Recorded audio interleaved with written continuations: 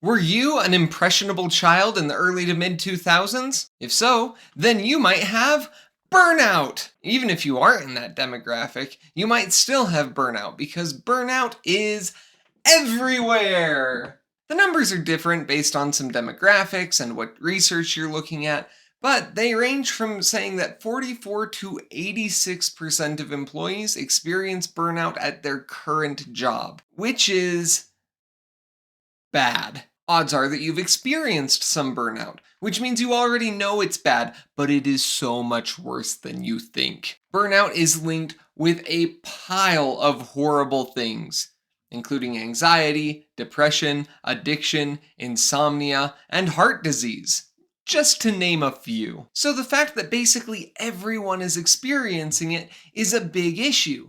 In fact, it's a widespread cultural issue involving how we see ourselves, our time, and our relationship with work. Now today we aren't going to deep dive into how to fix burnout. Maybe I'll do that later. Instead, today I want to look at why this culture is so widespread. And the answer is cartoons. Wait, what? That's not the whole reason, but it is the reason that we're going to talk about today because I think it's interesting and also just almost downright propaganda. I first noticed this when we were watching Leapfrog, Letter Factory, and Word Factory with our boys, who are between the ages of 2 and 4 right now. These are educational programs based on the premise that Mr. Frog runs factories that create talking letters and talking words that he sells to Mr. Websley, a publisher who uses the letters and words in talking alphabet books and dictionaries. But throughout these short educational programs, Mr. Websley is absolutely horrible. Well, where is everybody? I get very grumpy if I have to wait for anything. One of the first things my business coach told me when I started my very first business was about scope creep. Scope creep is where you set terms for a project with a client, and then they start asking for a little bit more and a little bit more and a little bit more. And because each little bit is so small and you want to impress them, because they're a big client or maybe they have important connections, instead of charging them more for all the little changes, you say, oh yeah, we can just take care of that. It's not a big deal. But those little changes add up and become a big deal. This is really common in almost every service industry, and it's why so many freelancers get screwed over and burned out. Mr. Websley is the king of scope creep, but in this silly little show, it isn't played off as a bad thing. It's actually the driver for what they could loosely call the plot. And in one instance, Mr. Frog specifically has to give up time that he had set aside for his family to go put in extra work to meet Mr. Websley's insane demands. Excuse me, son. It's Mr. Websley.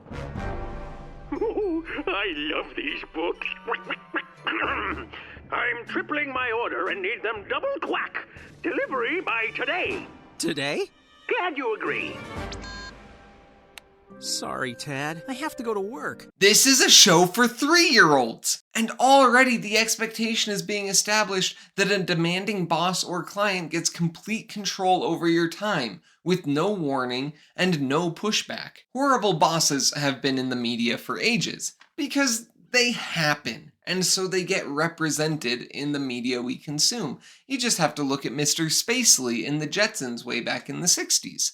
Jetson, you're fired! But there was a huge trend of overbearing bosses, specifically in children's media in the early 2000s. Leapfrog came out in 2003, SpongeBob's wildly controlling and manipulative Mr. Krabs peaked between 1999 and 2008. Get into high gear! We got a big order! Now make me 10,000 patties! And no brakes! And in 2004, The Incredibles introduced a generation to Mr. Huff. I'm not happy, Bob.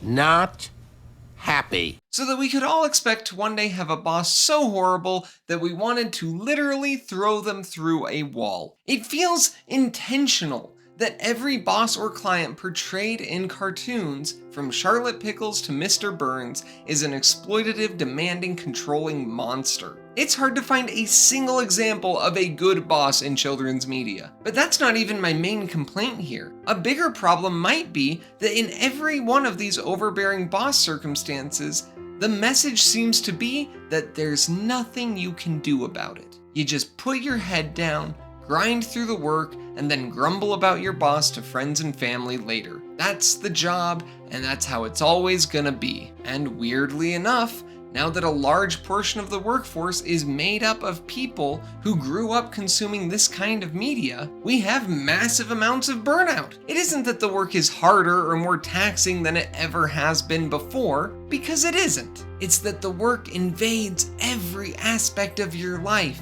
And every message we've received since we were children is that you have to let it.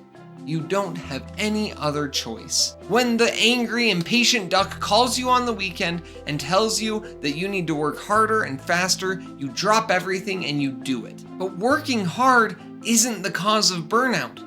A lack of boundaries is. And it was just a startling revelation for me to look back on all of the media I had consumed as a child and realize that it modeled that lack of boundaries over and over and over again, and that for a while I fell for it hook, line, and sinker. I'm very pro-work and pro-working hard, but that doesn't mean letting other people run over you like a doormat. And on the other side of the coin, many of the people who grew up watching this same media are now managers and bosses, and they have never been shown what it looks like to be a good one. Only how to be toxic, and we're surprised when many of them end up doing exactly what they've seen shown over and over and over. That may be a video for another day, but for now, whether you own your own business or work for someone else, set some boundaries, and it will make your life a much better place.